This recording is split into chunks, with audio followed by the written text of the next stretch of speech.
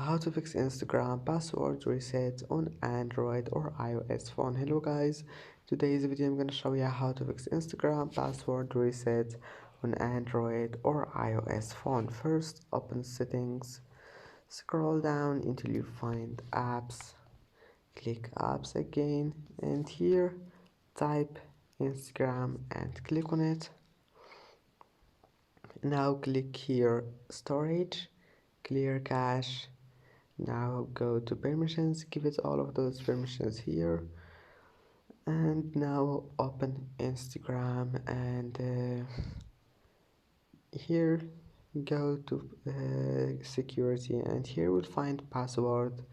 Just here type your current password and then your new password and type it again here, and then just click this icon and your problem will be fixed. Don't forget like and see you in the next video.